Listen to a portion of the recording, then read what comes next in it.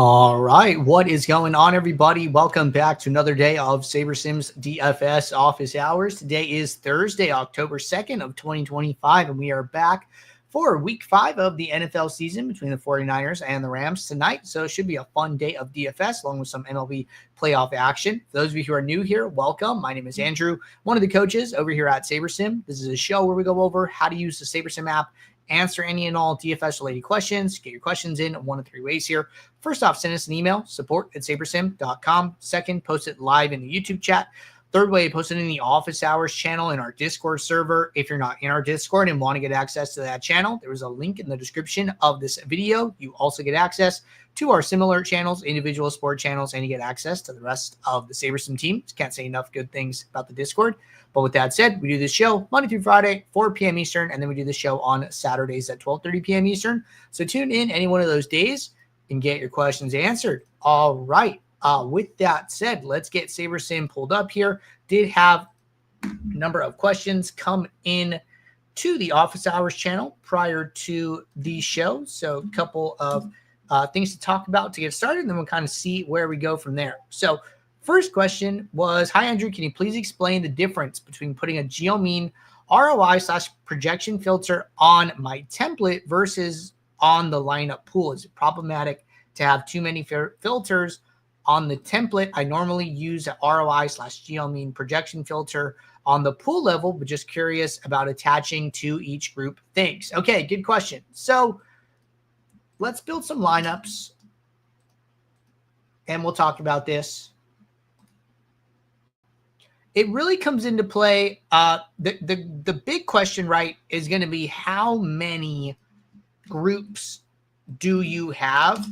And then the second question is, do you want to use different geomeans for different contests, right? So like those are the kind of the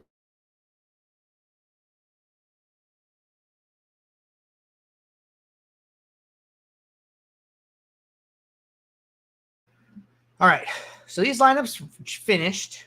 Contest sim ran. I'm going to diversify them, right? Now, what is important, right, when you do this?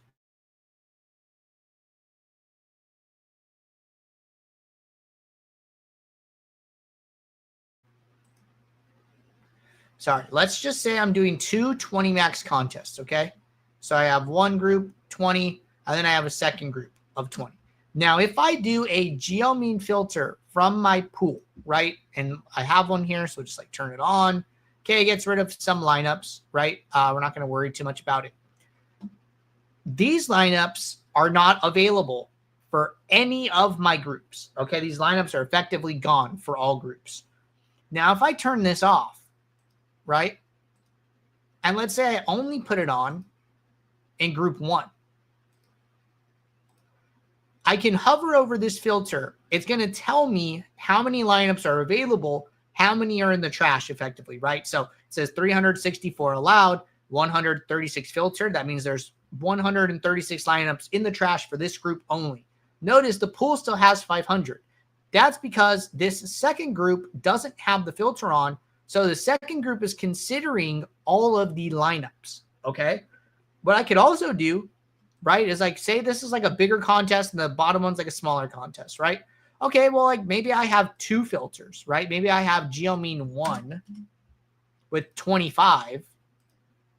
And then maybe I do a second filter. And then I call this geomean 2 with geomean. That's not what I wanted. Save the metric. Hold on. Geomean less than. So the first one was less than 25. Let's say this one's less than 28, right? Maybe it's like a smaller contest. Call this one geomean 2. Okay, well, now what I've done, right, is I've made 2 geomean filters. 1 is used on top. 2 is used on the bottom. 1 is filtering out 136 lineups.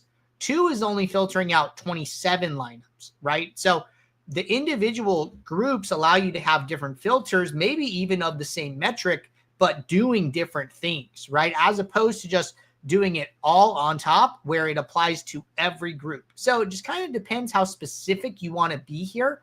but the individual group filters allow you to be more specific on like a contest by contest basis. Effectively, if you're doing one group per contest, you can get that granular with it. So that's what's going on there. Got to figure out which one works best for you. So I would, I think both are like totally viable options.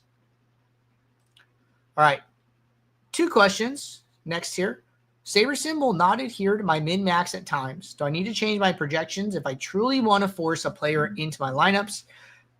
Okay, second question, but we're just going to go one at a time here. So if you care about your min-max over everything else, right? Like, hey, no matter what, I want these min-maxes to hit my lineups. The best thing to do is switch from diversity portfolio to diversity uniques. Okay, the unique exposure solver is effectively stronger than the diversifier portfolio solver, just like in layman terms here. So the uniques is more likely going to be able to reach your mini maxes. Okay, if you're doing that, say you have 220 maxes, right? You're doing that, still not working. What I would try next, group all of the contests together. Okay, one big group of 40 is going to be easier to get your exposures than 2 groups of 20. And the reason for that is because your your exposures get sent to each group individually. So if you have a bigger group with more lineups, it is going to be easier to get your exposures across your entire, portfolio, right? As opposed to sending more exposures to each group, right? It's easier to send 10 exposures to one group of 40 than 10 exposures to 2 groups of 20 is like the way I would think about it. So those are like the 2 first things I would do, right? Just kind of progressing right through different levels of like troubleshooting effectively. The last thing I would do is that if you do this one group and still you're having trouble, then I would start doing projection adjustments, okay? I would do them in the flex because the captain's just going to get multiplied, right? So I would just start off like, hey, I'm going to boost these guys 1 point. I'm going to rebuild. I'm going to boost 2 points. I'm going to rebuild, right? And you're kind of just hacking the projections in order to get the exposures that you want. But again, it comes back to like, hey, I'm coming at this from the angle of like my exposures matter to me more than anything else. I don't care. I just want what I want. Okay, then it's okay to start kind of hacking it to get to the outcome you ultimately are shooting for. Okay, moving on to second question. Is there a delay regarding contest playback? Is there a new video to adjust for the app's current form? I think the last review video on that may have been last year. Okay, so I think we're talking about flashback. We do have a new video. We updated all of our tutorials at the beginning of the NFL season. So if you go to the top right corner, you go to help, you go to SaberSim tutorials. We do have a new using contest flashback in SaberSim video. Okay, I'll link it here in the chat for anybody who wants to check that out. So that's up to date for the new and current version of the app. Now, as far as the delay, what I will say is that the flashback results typically do not get finalized until the next day. It's like the day after the tournament or contest or whatever. So like I would check back probably, if you check back after 10 a.m. Eastern on the day after the event ends, it should be up. I do know we had a little bit of trouble with the NFL flashback on Monday of this week following Sunday. So that was resolved a little bit later in the evening than usual.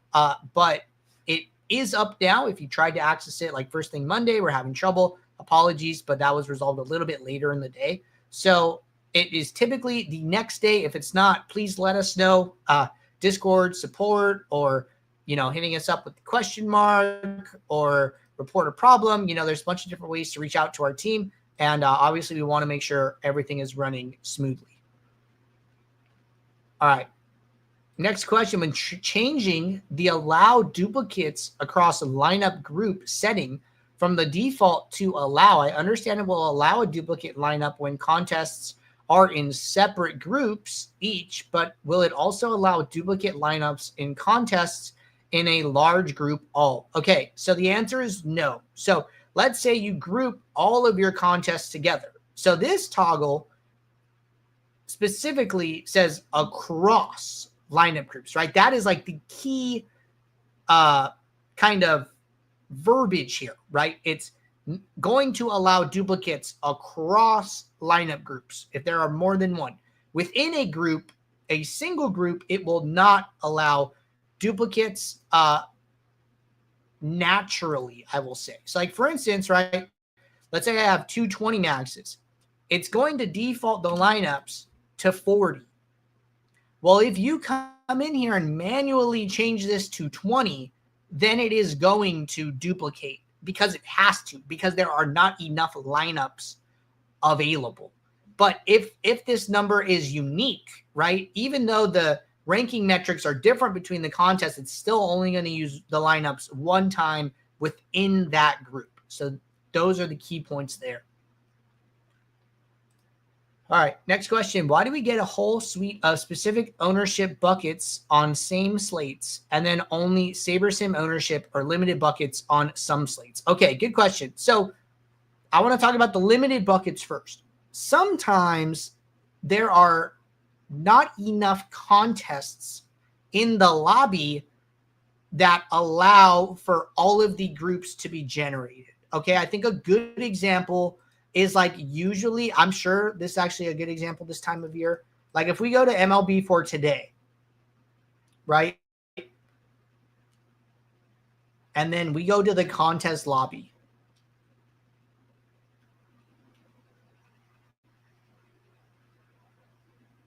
Okay, so see the high stakes contest today, right? This 333 is over $100, so it's considered high stakes. It has a max of 10.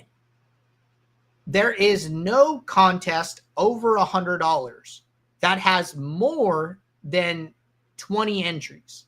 Therefore, there is not going to be a high stakes MME bucket because the high stakes MME requires a contest over $100 and the max number of entries to be greater than 20, to be 21, to be 25, to be 30, right?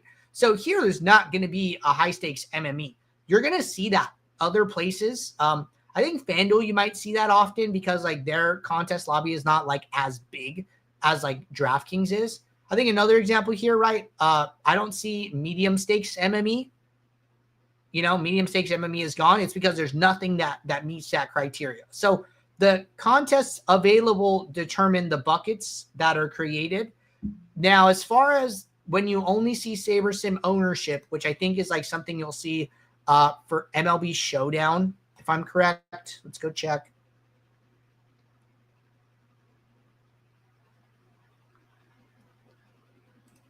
Yeah, so like for MLB Showdown, right, there's only SaberSim ownership. So this is basically because we haven't done the back testing to build out all the buckets. So like when we build out the buckets, we back test all of the contests in the lobby for that sport/slate type to determine which contests should be grouped together and then assign them to the buckets and then use those from there. So the answer is like it is a project that we just haven't got to yet. I think there are a number of sports that we want to do that for, but we just haven't had the time yet to do. So that is the honest answer with regard to that. But hopefully we can build it out for everything eventually. I think a lot of things, you know, we build it out slowly, right? I think like, for instance, last year we had WNBA projections through like a third party. This year we had WNBA Sims. I think next season I would expect, you know, daily automatic WNBA flashback rather than somebody having to go in and like load it all in manually, right? So those things, you know, do take a little bit of time, just like so many sports that we're supporting this time of year. So it's just kind of like a resource thing. All right. Next question. Thanks. Have been wondering that for a while. Another question. Would you recommend a geomean filter for NFL Showdown to get more unique, lower owned lineups? And if so, could you provide some tips as to how you do it? Yeah, absolutely. So I do recommend doing this. I do it, myself. I think it's very useful. I recorded a recent video just so in case anybody hasn't seen it and they're wondering what geomean is, since we're talking about it. I recorded a new video breaking it down just like this week. I'm going to link it here. And it's also pinned in the office hours channel. Okay. So it's pinned up here in case you guys need it or want to check it out. Now, as far as tips, right? I think there's one tip here that might not always get mentioned that I think is valuable. Okay. So when you do a geomean calculation, you are multiplying the ownerships together, right? Well, when an ownership is 0, the geomean becomes 0, right? Because multiplying by 0 is 0. That's not really indicative of like the ownership and kind of what you're trying to do. So what I recommend, right, is like one, I would just like set something here that's like show players with projection greater than 0, maybe just so like we don't have to see blanks. I'm just going to rename this 5 greater than 0, save. Okay. And then we do ownership descending, right? So for all the players who have a 0 point something ownership, I just standardize these all to 1. Okay. It helps the geomean calculation.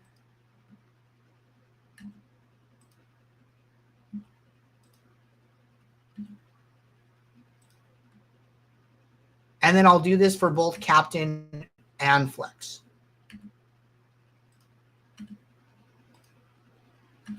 So this helps the geomean calculation just go through properly quantify, lineup duplication and stuff like that. The other benefit of doing this, right, is like, okay, we are inflating some of these ownerships, right? We are raising them. Well, if the players actually come in at their expected ownership, yet you have increased it, that just makes the chances of this lineup being more unique. Right. And then if the ownership comes in higher, well, you've kind of hedged against the ownership coming in higher and effectively like protected yourself because you treated this like it was going to be higher duped in the first place. So if you're still getting it, then it's probably still okay to play, even though the players came in a little bit higher than expected. So like this would be my one piece of like advice for using the geomean, along with, setting it up as shown like in the walkthrough that I posted there. So those are the big things there that I would be doing, but I think if you do that, should be all set. All right. I think we are all caught up here with questions in Discord and YouTube. Appreciate you guys tuning in. I will be back tomorrow, Friday, 4 p.m. Eastern for our next show. So until then, everybody, take care. Good luck. Thanks. Bye.